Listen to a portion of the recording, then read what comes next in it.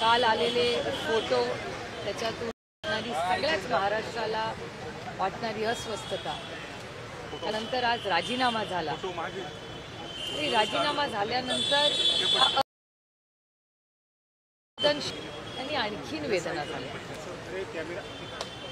पुण्याचे पालकमंत्री, राज्याचे उपमुख्यमंत्री आणि माननीय मुख्यमंत्री की नैतिकतेवर पक्षाने निर्णय घेतला, पण ज्याच्याबद्दल निर्णय होता त्यांनी काहीतरी वेगळं.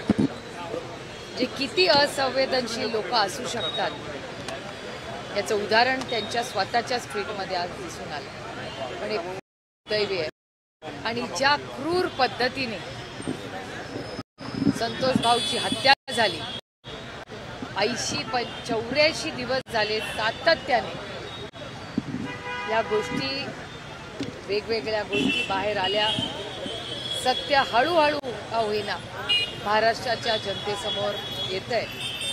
पण एक गोष्ट मी सांगते तुम्हाला, बीडमध्ये ज्या 100 का 110 हत्या ज्याचा उल्लेख अंजलिताई दमानिया, बाप्पा सोनवणे आणि सुरेश धस वारंवार करतायत, संदीप क्षीरसागर करतायत, या सगळ्याची SIT झाली पाहिजे. 100 लोक जे गायब झालेत त्या प्रत्येकाची फाईल उघडली गेली पाहिजे आणि त्या प्रत्येक कुटुंबाला न्याय मिळालाच पाहिजे, अशी आमची आग्रहाची भूमिका आहे. आमदारकी पण रद्द करणार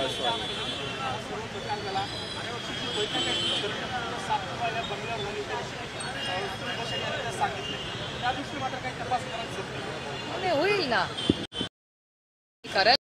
कारण का ही हत्या आहे, क्रूर हत्या आहे आणि जो कोणी या हत्येमध्ये सहभागी झाला त्याला आरोपी केलंच पाहिजे आणि त्या ज्यांच्यामुळे झाली त्यांना ही झालीच पाहिजे, ही आमची मागणी आहे. आणि एक गोष्ट की खंडणी हा गुन्हा हा PMLA ॲक्टमध्ये येतो, ते ED आणि CBI ही आलीच पाहिजे.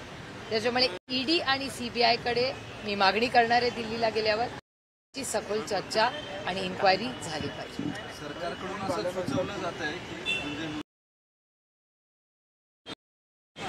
गरज नाही असं सूत्रांकडून समजतंय, सरकार त्या तयारीमध्ये नाही.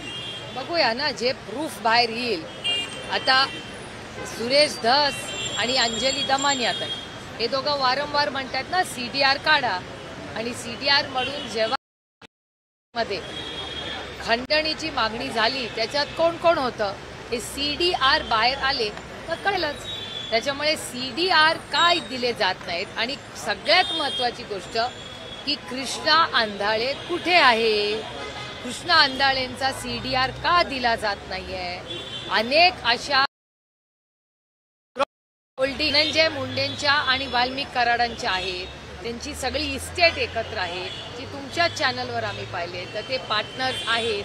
त्या दोघांमध्ये संभाषण होतानाही झालेलं आहे हे वारंवार सुरेश धस म्हणतायत. याचा अर्थ सुरेश धसांकडे प्रूफ आहे म्हणूनच ते बोलतायत ना. त्या सगळ्या गोष्टी ज्या आहेत त्याच्याने कोणी आश्रय, सपोर्ट, आधार, धीर, प्रेम जे हे क्रूर कृती करताना साथ दिली त्या प्रत्येक व्यक्तीला शिक्षा ही झालीच पाहिजे. ही सिलेक्टिव्ह होऊ देणार नाही आम्ही, कितीही लढू, पण संतोष भाऊच्या कुटुंबाला न्याय आम्ही देण्यासाठी कष्टांची परिकाष्ठा करू, पण त्या कुटुंबाला न्याय. मंत्री आहेत त्यामुळे त्यांचा मोबाईल ट्रेस करता येत नाही, कॉल डिटेल्स काढता येत नाही असं आयोग म्हणजे तपास अधिकाऱ्यांनी म्हणतात, त्यांचं नाही करता येत असं कोण म्हणतं.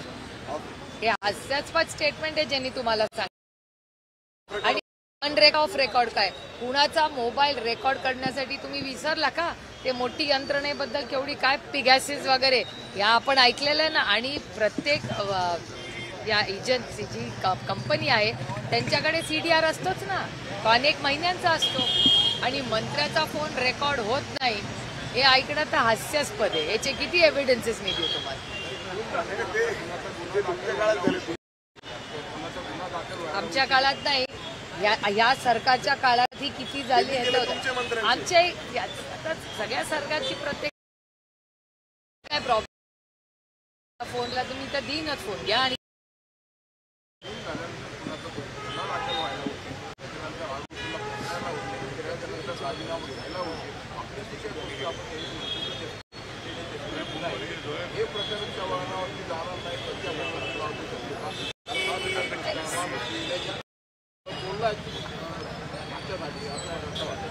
हे बघा सगळ्या आणि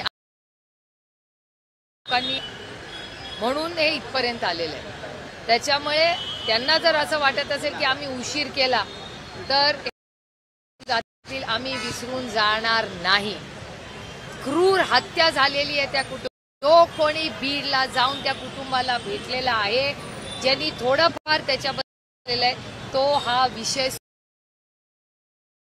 शकत. माझा विश्वास आहे जस्टिस इज डिलेड, देर आहे दुरुस्त आहे म्हणायचं करणार या सरकारच्या. पक्षप्रमुख म्हणून अजित पवार पण यात कमी पडले तसं वाटत नाही. एक तर अजित पवारांचं आजचं स्टेटमेंट उशिरा का होईना ते उपमुख्यमंत्र्यांचं आणि पालक स्टेटमेंट आज आलं.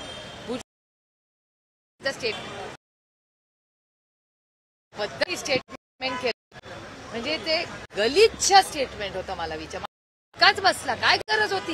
हा अपमान करायचा होता ना महाराष्ट्राचा. हा महाराष्ट्राच्या जनतेचा, देशमुख कुटुंबाचा, स्वतःच्या नेतृत्वाचाही अपमान केलाय. एकीकडे जेव्हा भुजबळ साहेब आणि पालकमंत्री पुण्याचे आणि डीसीएम एक म्हणतायत तुम्ही त्याच पक्षात आहात ना, तुम्ही त्या नेता म्हणता ना, डीसीएम तुमचे नेता आहेत ना, भुजबळ नेता आहेत ना, तर तुमच्या दोन्ही नेत्यांचा काहीतरी वेगळंच तुम्ही मांडणार मत. म्हणजे त्यांनी त्यांच्या नेत्यांचा पण मान सन्मान ठेव. आपला तर सोडा हो, माणुसकी तर नाही विषय आणि त्यांचा